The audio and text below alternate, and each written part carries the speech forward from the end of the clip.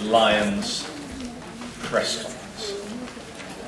This is a very exciting time, really, for the festival, because when we launch a new category, we have to make sure that two things, really. The first is we have to make sure that the timing's right, because the industry that we reflect, we have to ensure that we reflect that industry as we go forward. And the worst thing that we can do as an organisation is to do anything that's too late or too early in the development of something like this. So we've been talking about this for a number of years, and we're very pleased with the way it's gone. We decided that the time was right.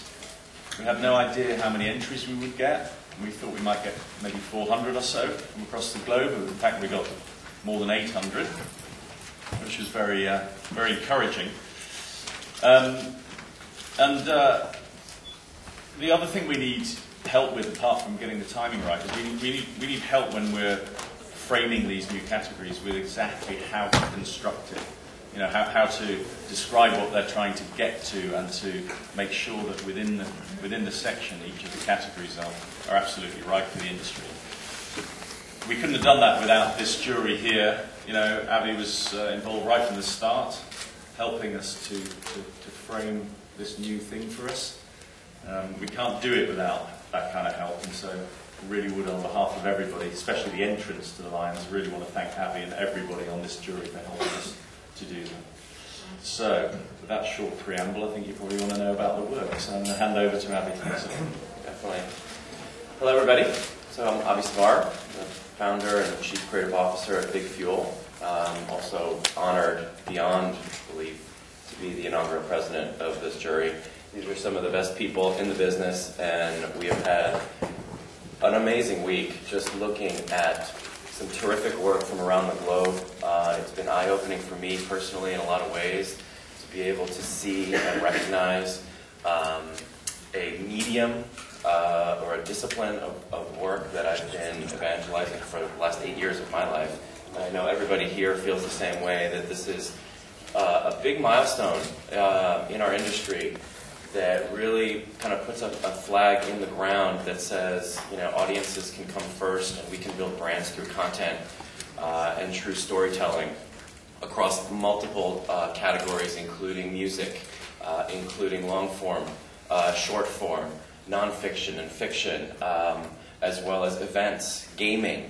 These are things that in this new world order of a highly fragmented digital and non-digital landscape where consumers can interact with brands in infinite ways across infinite touch points, I think this has been an amazing experience for all of us to really help define, and certainly we will need to continue to define, because we had a lot of discussion and debate, almost less about the work itself, because I think we're all, you know, highly qualified and understand what good work is, but really the discussions around what the categories, the subcategories should be, and how to help guide future submissions in terms of what category they belong in, and how to help, you know, guide the industry in terms of what we are looking for in terms of where branded content should be moving into. And, you know, we're seeing lots of blending of mediums. You know, is it advertising? Is it content? These are discussions we had in the room as to what it really means. And, you know, I think we're certainly not done in our discussions. We could have gone on for hours and hours, and probably still would be in the room if there wasn't a ticking time bomb. So I just want to say thank you to everybody here, Philip, and this was just an amazing experience for all of us. So is this when I'm supposed to show the work?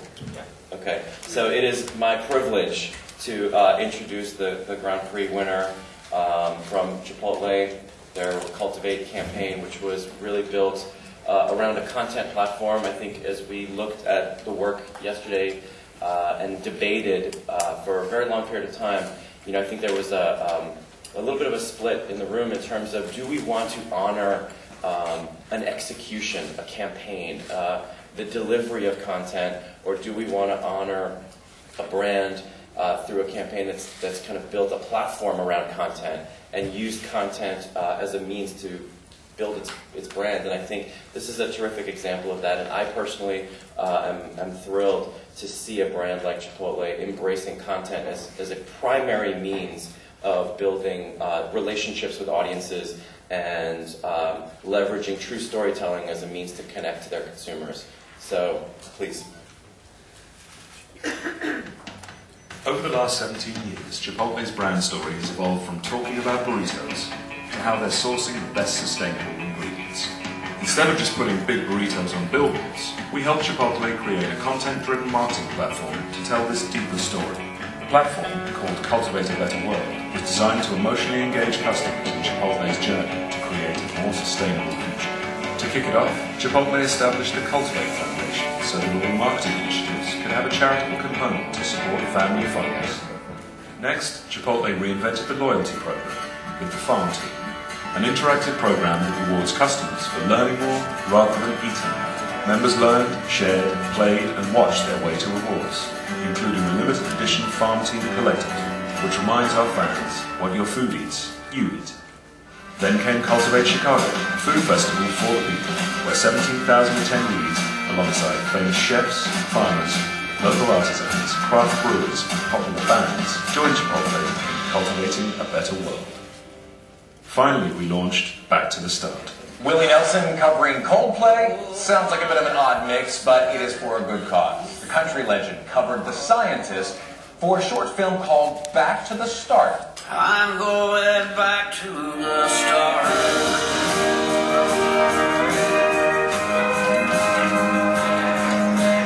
Distributed online and on 10,000 movie screens, the film ignited a national conversation. The Scientist was played on radio and sold on iTunes, with all proceeds supporting the Cultivate Foundation. Then, Back to the Start took Chipotle on their first foray into television, as the entire 2 minutes and 15 seconds of the film aired during the 54th Annual Grammy Awards, immediately following Coldplay's live performance. The Grammys had its fair share of memorable performances last night, but one of the most talked about moments was Chipotle's first advertisement to run on national TV. People on social media can't stop talking about it. But it's great. Yeah, we love Willie Nelson. The emotional ad has been tweeted more than 10,000 times, and the reviews are almost unanimously positive.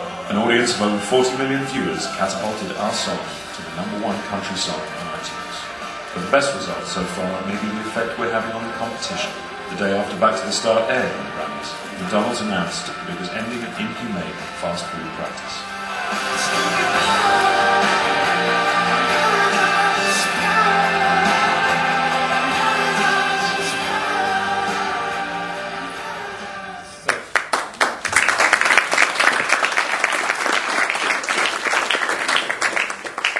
So hopefully with that you can see that, a brand can truly build itself around the idea of content, and there is no moment in any of that work that talked about 99-cent burritos or $2 burritos or specials.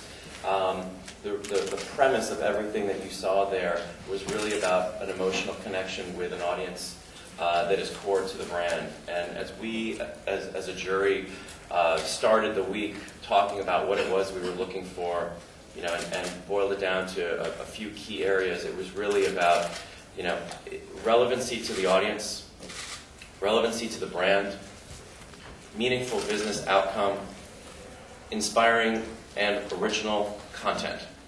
And I think what the work that you just saw displayed in that film, in that case study video, really showed us that a brand can have a #1 song and make a film and drive events and music and really build games. And so that was a terrific example of using all forms of content to really build and connect emotionally with an audience member. And I think that was a true representation of what we were looking for. And I'm proud to be able to shine a light, because we had a lot of debates in the room, to be honest with you, as it relates to specifically the film in that piece. Is it an ad? Is it content? And the fact that it's both is actually the best thing in the world, because advertising can be content. And my belief is that true, beautiful advertising should be content-driven. And I am thrilled to be able to, like I said, shine a light on that piece of work. So let's open it up to questions. Any questions?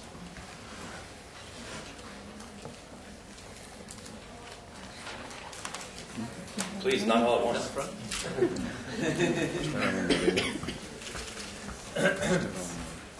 Hi, I'm from Exchange for Media in India. It's a very broad question because it's a new category. But in the case of branded content, and when you saw all the work that you were seeing, what are some of the trends that stand out about good work? Because lots of advertisers and marketers are attempting branded content. It's coming from all kinds of agencies, creative media, standalone branded content agencies. But what are some of the trends you're seeing of guys who get it right? You know, what makes it successful? Sure. I think we all kind of, again, come from the same place in terms of what that looks like. And the easiest way, I think, for me to describe it is the ability to put audience first versus product. So, traditional advertising, or advertising in its purest form, really is about figuring out a kind of unique selling proposition of a particular product or service, features and benefits driven, and connect product to people, right? Figure out how to deliver that communication to a particular audience, but start with product, then end up with people. And I think true, pure, terrific work in our category inverts that. It flips it completely on its head, where we start with people stories first and figure out how to connect people stories to product. So people first, product second, versus the other way around, I think is one true form, or the formula, if you will, of what terrific branded content work should represent.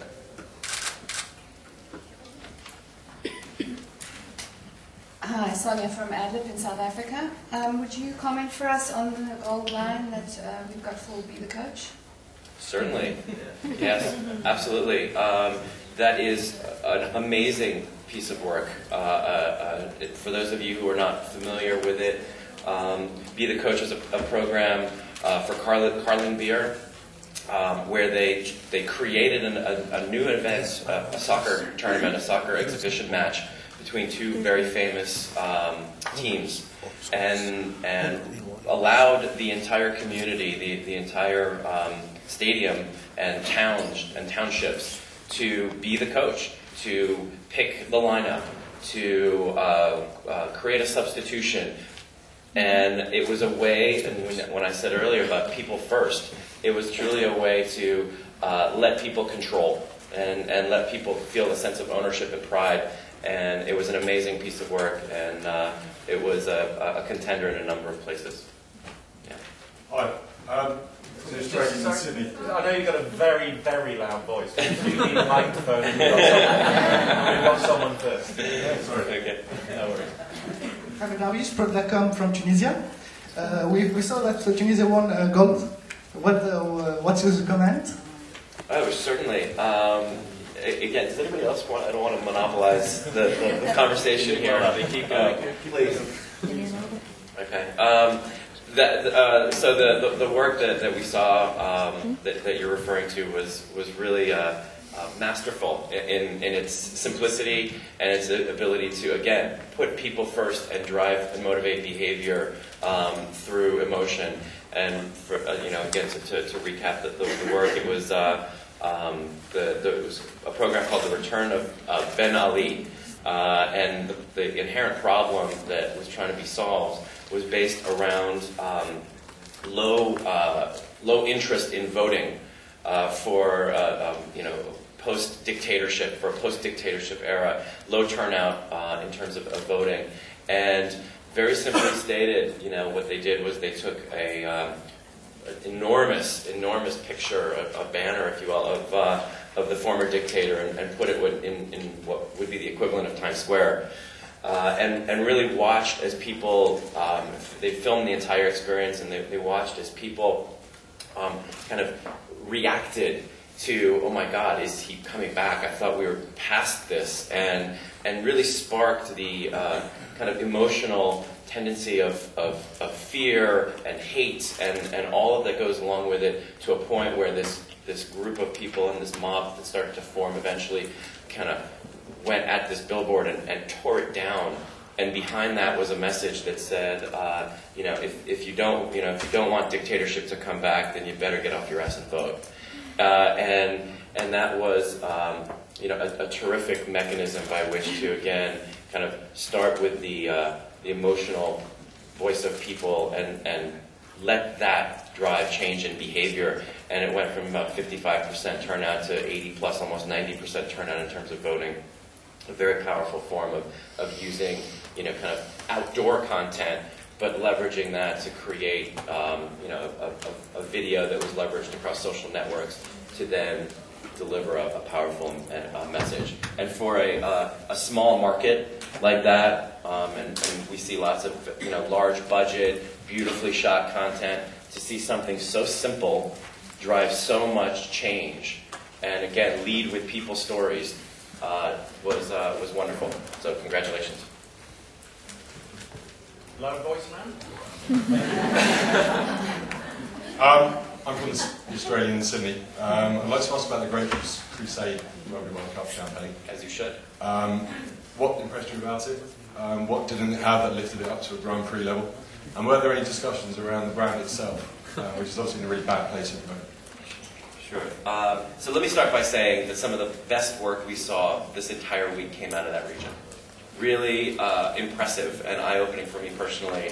And I think the Great Crusade, a Grand Prix contender, certainly, was a perfect example of the tactical execution of branded content in the nonfiction category. I think that was perfectly executed in its ability to deliver the brand message, in its ability to drive and motivate audiences, and again, their ability not just to create video, but also to take it in the offline world through events, through the way they brought it to life was just it was a perfect execution, and I think it was something that all of us looked at and said, "Wow, I wish I did that. I wish I was part of that." And that was something that everybody should look at. And if you haven't seen the work, please take a look at it. So may I just ask one more question? Sure. You said there that some of the best work's come out of the region. Do you mean APAC or do you mean Australia? I'd say Australia, New Zealand. Phenomenal work. Okay. What do you like about the work? What's impressive about it? What does it have that other regions don't have in the world? I just thought that it was very strong storytelling, use of humor, use of emotion, really the ability for some of that work that, again, be very simple in its ability to drive emotional connection and behavioral change.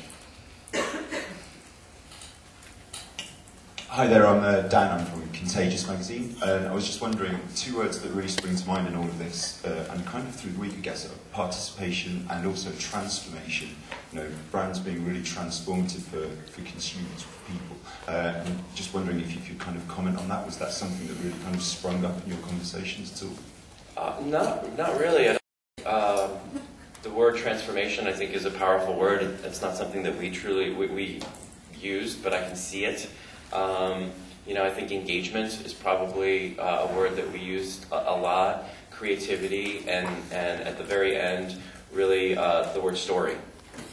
For a branded content category, certainly in its inaugural year, the word story is, at least for me, was something very important.